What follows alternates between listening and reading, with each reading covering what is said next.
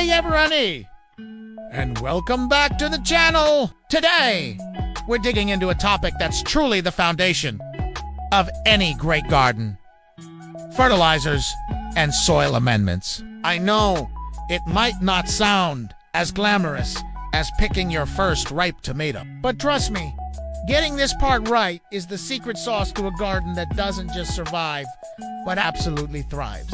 It's the difference between a few sad-looking plants and a lush, productive oasis. So, let's start with the basics. What's the difference between fertilizer and a soil amendment? Think of it like this. Fertilizer is like taking a daily vitamin. It provides specific, concentrated nutrients that your plants need to grow strong, like nitrogen, phosphorus, and potassium. You've probably seen those unpeaking numbers on the bags. Soil amendments, on the other hand, are more like eating a healthy, balanced diet. They improve the overall structure and health of your soil. They help with things like water retention, drainage, and creating a happy home for all the beneficial microorganisms that work in harmony with your plant roots. Let's talk amendments first, because healthy soil is always step one. One of the most popular and, in my opinion, best amendments is compost. It's the black gold of the garden. Compost is basically decomposed organic matter, and it does everything. It adds nutrients slowly, improves soil structure, whether you have heavy clay or sandy soil, and it feeds the soil life. You can make your own, which is fantastic for recycling kitchen scraps and yard waste, or you can buy it in bags. When you're preparing a new garden bed, working a generous layer of compost into the top few inches of soil is the best head start you can give your plants. Another great amendment is sage manure, like from cows or chickens. Just make sure it's with, because fresh manure can be too hot or high in nitrogen and can actually burn your plant roots. Peat moss is another common one. Great for improving water retention in sandy soils and adding acidity for acid-loving plants like blueberries and Then there's vermiculite and These lightweight volcanic minerals don't add nutrients, but they are amazing for improving aeration and drainage in potting mixes in heavy clay soil. They create little air pockets so roots don't get waterlogged. Okay? So you've amended your soil and it's looking great. Now, where do fertilizers come in? Even the best soil can become depleted of nutrients over time, especially with heavy feeding plants like tomatoes, corn, or squash. This is where fertilizers give that extra boost. You've got two main categories: synthetic and organic.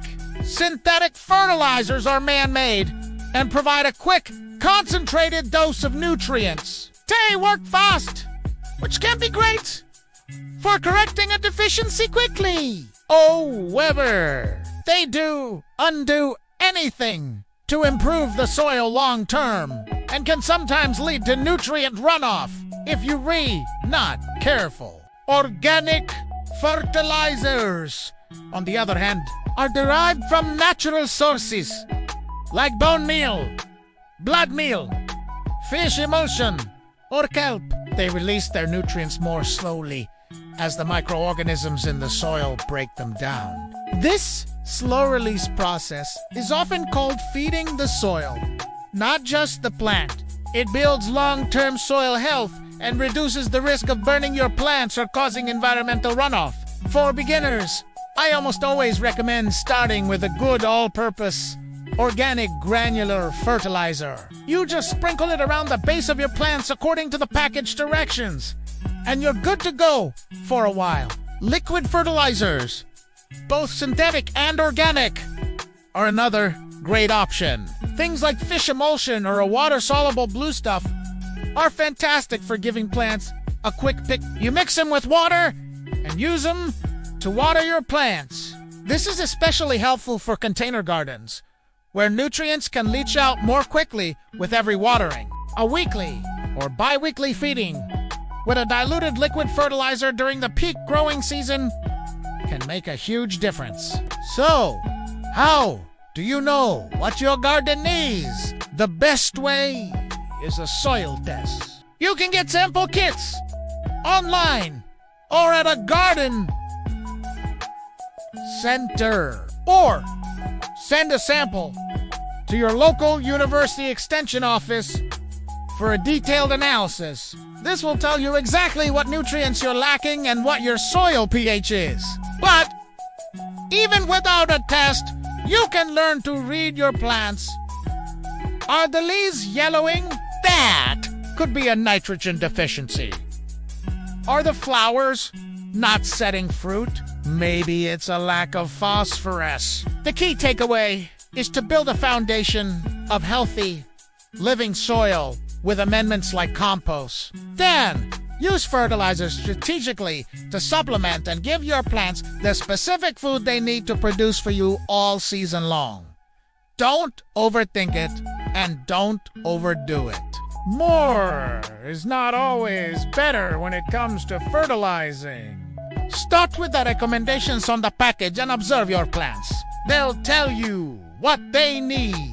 Thanks so much for joining me today to talk all about the building blocks of a great garden. I hope this helps you feel more confident when you're standing in that garden center aisle. If you found this video helpful, give it a thumbs up and subscribe for more gardening tips. Happy growing, and I'll see you in the next video.